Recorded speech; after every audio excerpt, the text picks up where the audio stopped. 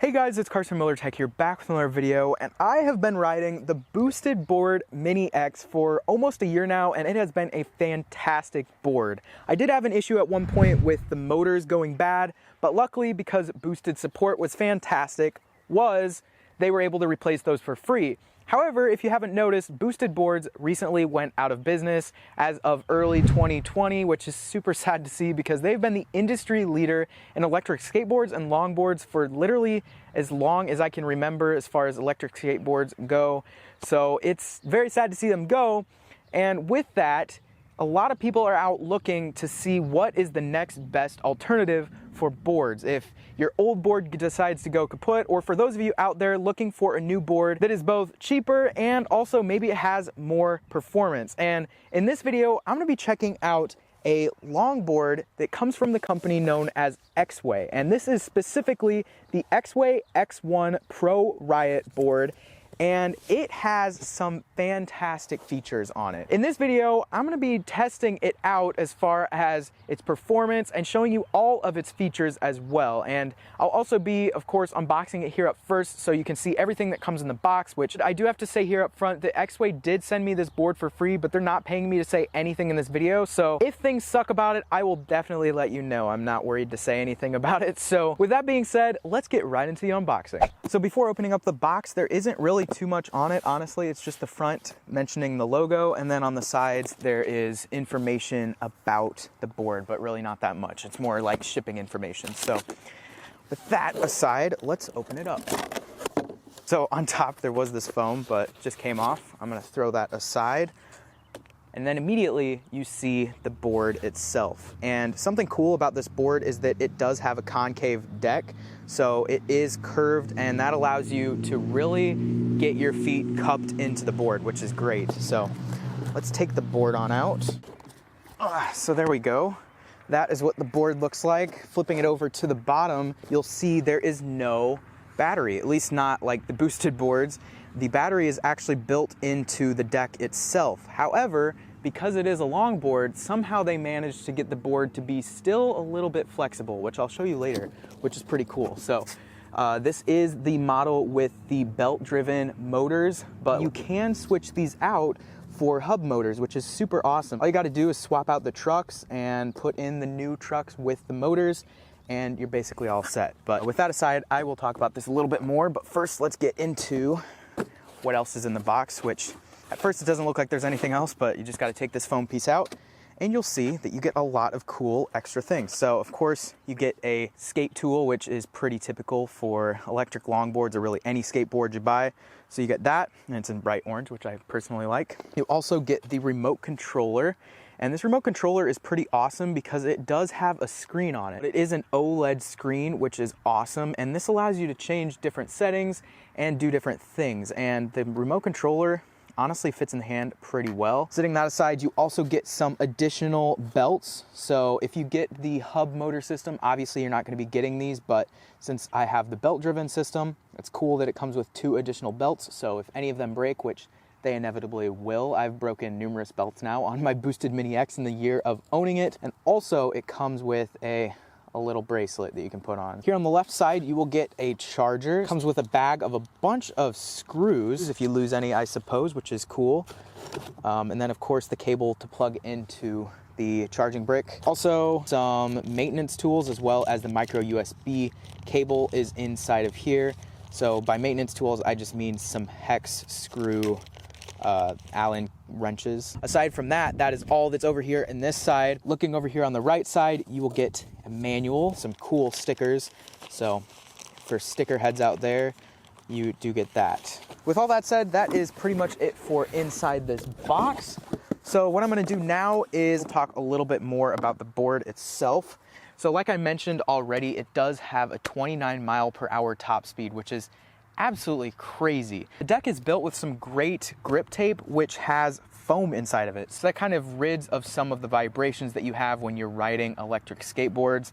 So that is awesome. Here at the front, something that the Boosted board line was always missing was the ability to see which way was the front and the rear. On the back, you do get a removal sticker, which just talks about safety things. So I'm gonna remove that, I don't need that.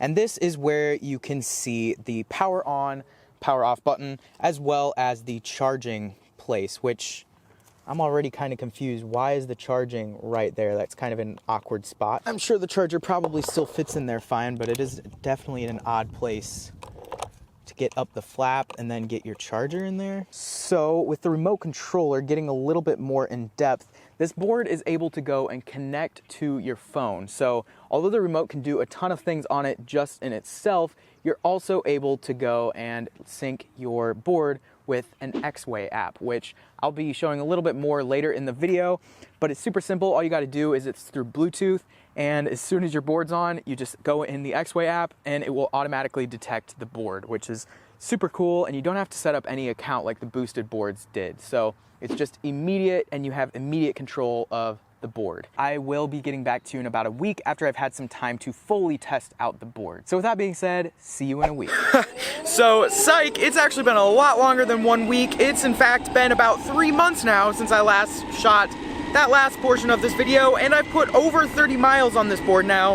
And so I can say I have some pretty strong feelings about the performance and the quality of this board. First of all, this thing is fast. Now, that does result in a ton of battery loss, and you end up not getting around that 15-mile range that it says that it has, and it ends up being about half of that, so 7.5 miles. But if you kick it down into a lower gear of at least 1, 2, or 3, then you will get around that estimated range of around 15 miles. So this does have some really good range there, and that is a huge plus for me, especially being a commuter in college who goes and rides their board around to all the classes. I don't have to worry about my board dying in the middle of the day and having to worry about recharging it. So that is a huge plus there. To give you an idea of how quickly this can get up to 24 miles an hour, I'm gonna go and give you a real-time view of the speedometer in the X-Way app, and I'll be going from a dead stop to 24 miles an hour. So let's do that.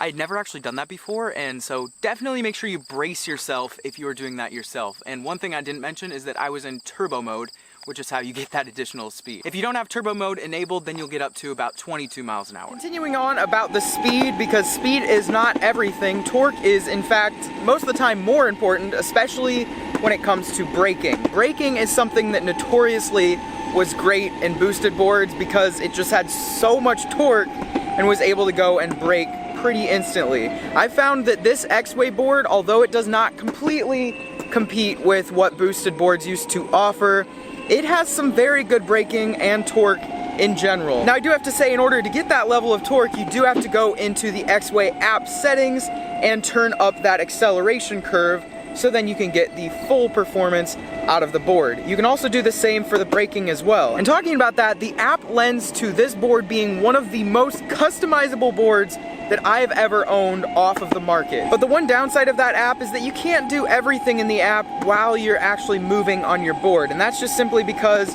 the app connects to the Bluetooth of your remote, and then the remote connects to your board. At least that's what I believe is happening.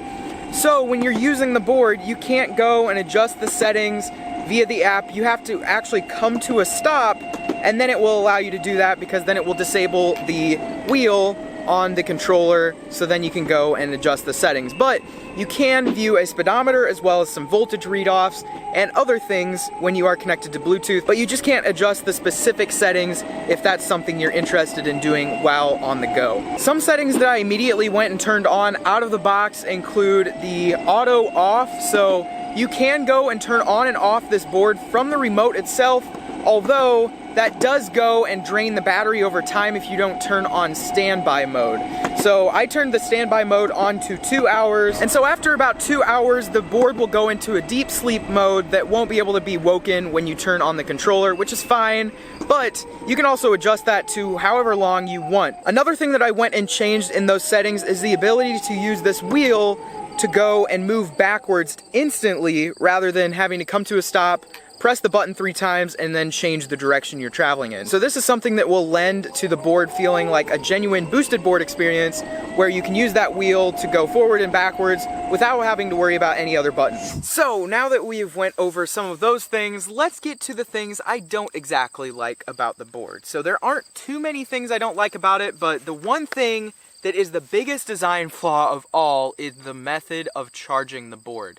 So the actual charging port that you use to charge the board is underneath the motors. What that means is if you've been riding the board for a while and the motors are hot, or you're just wanting to go and charge the board, you have to worry about getting around those motors. So if you've been riding for a while, those could be very hot and you could burn yourself, and you could also risk going and burning the cable as well if you leave it there.